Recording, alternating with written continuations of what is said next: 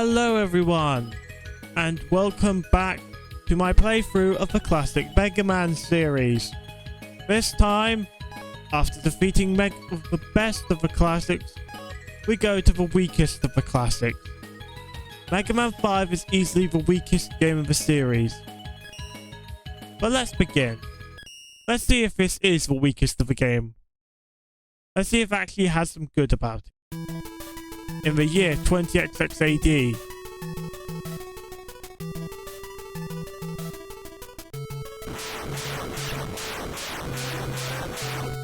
a vicious army of robots is bent on destroying the world. And behind this destruction is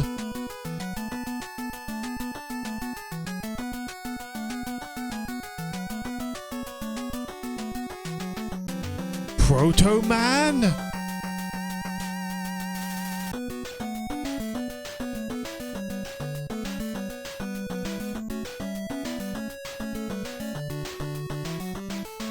Yeah, for some reason, Proto Man is a bad guy.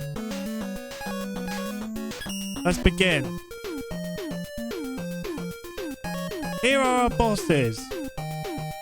We have Stone Man, Gravity Man, Crystal Man, Napalm Man, which, by the way, the game was banned in Vietnam because of Napalm Man. There's a whole video explaining why it was banned in Vietnam. Anyway, Gyro Man, Star Man, Wave Man, and Charge Man. Yeah, this isn't exactly the most. Of course, you have the first space, first space robot master with gravity ability, low gravity things, and that stuff. Some of the gimmicks in these games are pretty unique, but some of them are just pretty boring. Now, normally people go after Charge Man first, but I want to save Napalm Man for last because he's the coolest. So Stone Man will have to be first, but again, Stone Man is one of the easier bosses. So Stone Man.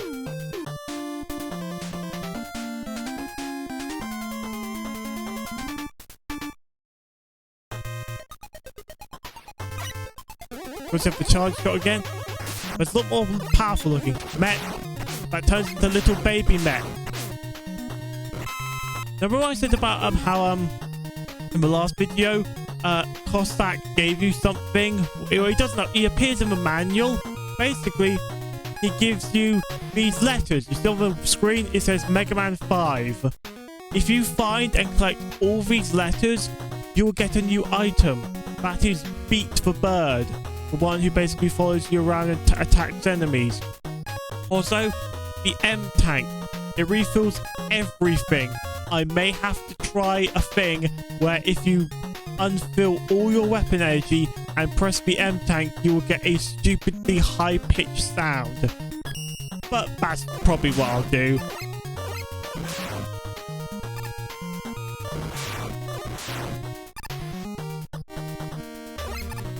Anyway, Stone Man's stage is fairly basic. It's literally just a mountain mine of sort.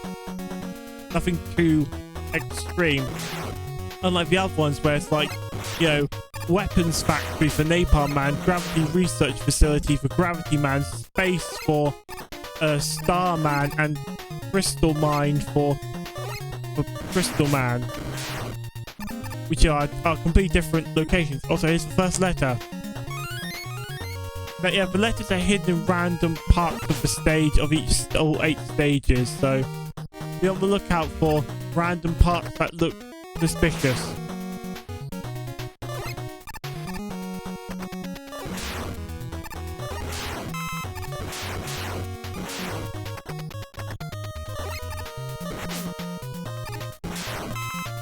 I mean, luckily some of these bosses and some of these stage gimmicks and some of the weapons from different Mega Man games have been able to be salvaged thanks to Mega Man Maker. Mega Man Maker is, by the way, the best Mega Man fan game of all time. Like, in terms of Mega Man fan game that isn't like a normal fan game, like Mega Man Rock Force, Mega Man Super Flying Robot, those are the best Mega Man fan games that aren't Mega Man Maker. But if we're talking about the best Mega Man fan game, in my grand honest opinion, best one ever. And the best Mega Man fan game is obviously Mega Man Maker. Because, I mean, it dwarfs Mario Maker and makes it look insultingly bad compared to how much you can do in Mega Man Maker. Like, if you want a good Maker game, then just do Mega Man Maker. It is like the definitive makey level game. I mean, you'll see when you download it, because unlike Mario Maker where you have to pay money, Mega Man Maker is completely free. Anyway, I've been talking about Mega Man Maker more than I have been talking about the stage, because the stage doesn't really have that much to it. It's literally just mountains.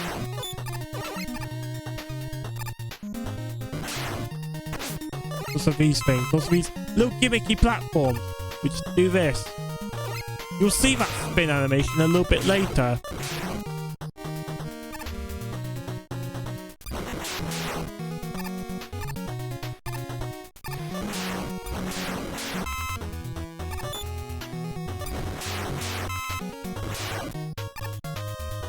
Oh yeah, Eddie makes an appearance.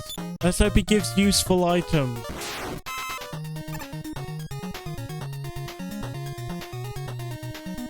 I think he needs like a special thing to get through here, because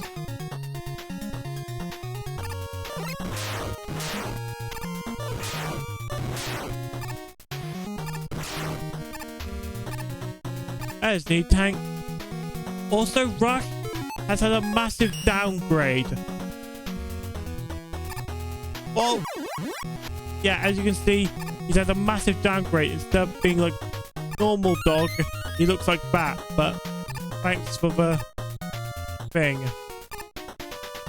Thanks for E-Tank.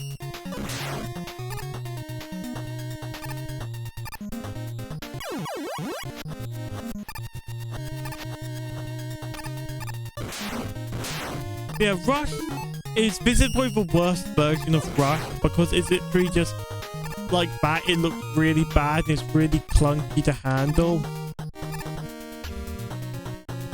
Well, there's Eddie. That's useful. Get a bit more health and energy here if you need it, but of course I don't.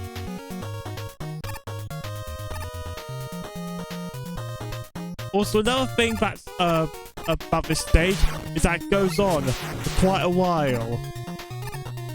It's a stage with not much to it that goes on for a very long time. Now, if it was like, you know, an interesting stage or another one up, you know, I'll be different. But no, it's not an interesting stage. It's just mountains with a cave and all that stuff. So, boss with really small gate. Also, in my opinion, the worst boss theme ever.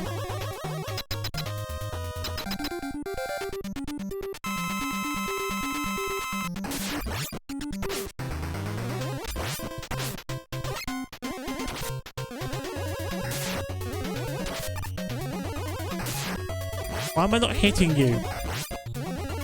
Yeah, Stone Man will be destroyed, and then he'll regain himself. Yeah, like I was saying, this is probably the least intimidating boss theme of all time. How am I not hitting you? You're normally the easiest boss to hit in human history.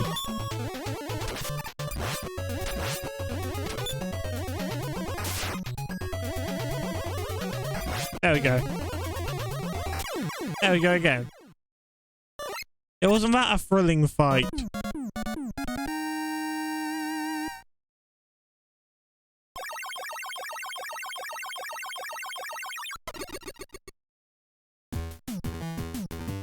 There's a spinning animation. You got Power Stone. The weapon is really bad. Let me show you. Here's our next boss. Thomas the Bloody Tank Engine. In it, mate. This is the Power Stone. It only rotates in one direction and the shots are so mismanaged, the looking, so they don't really connect to anything else. You might as well just use a better weapon. But seriously, they go in multiple directions instead of one normal direction. Imagine if they were able to like lock onto enemies. That would be cool, but unfortunately they don't, so it's boring. On a train mech.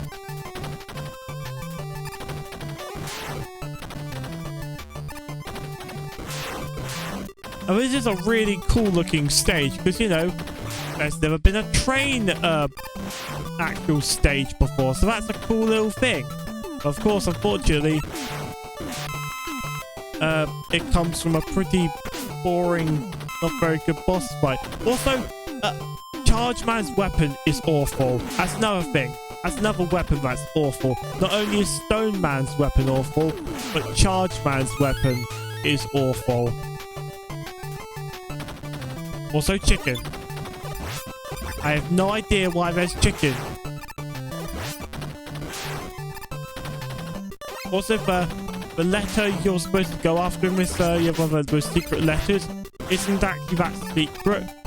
It's just basically saying, here's an excuse to use Rush. The worst version of Rush.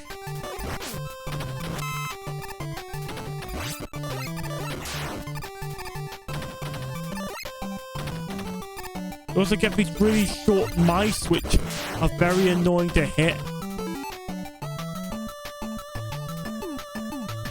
Also, M-tanks are a lot harder to find. Not like unbelievably hard to find, but they're just they're like a lot more annoying to find, but they are unbelievably useful because, like I said, they heal all your energy up. But here's the Power Stone. Look at that. Look at how uneven that is. I mean, at least it did defeat that enemy, but it's such an uneven ability. You might as well just use your Mega Buster or any other ability.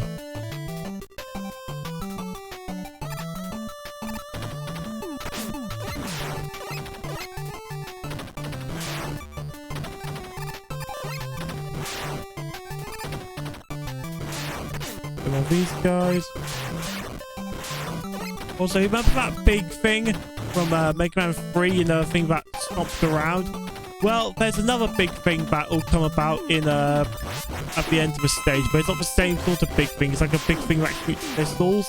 This is a big thing that was a big thing that stomped around. Here it is.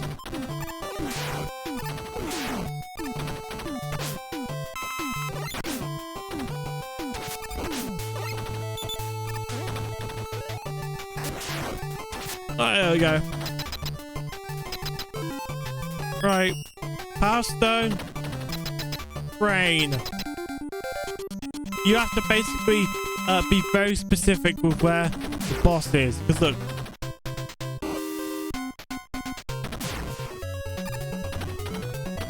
And plus you can only shoot it once, because then you're not able to not able to shoot more.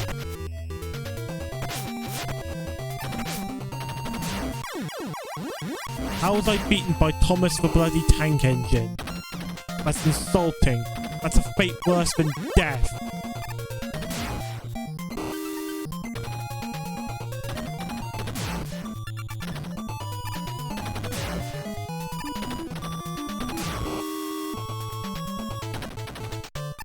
There we go. Yeah, that's a very awkward weapon to use. But the next weapon is even more useless.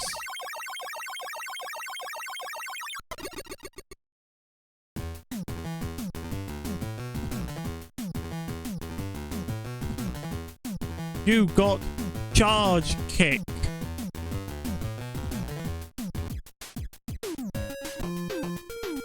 Okay. The Charge Kick is an upgraded version of your slide ability.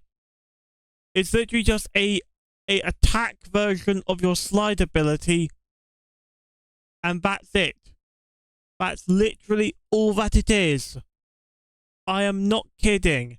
It's easily one of the worst weapons in the entire game. Why did anyone think that there would need to be a kick ability, especially with your slide? I have absolutely no idea who thought, hey, that sounds like an amazing idea. That'll totally not fail. Whoever asked that idea is very, very wrong. Anyway, that does it for today. Bye and subscribe and have a good day.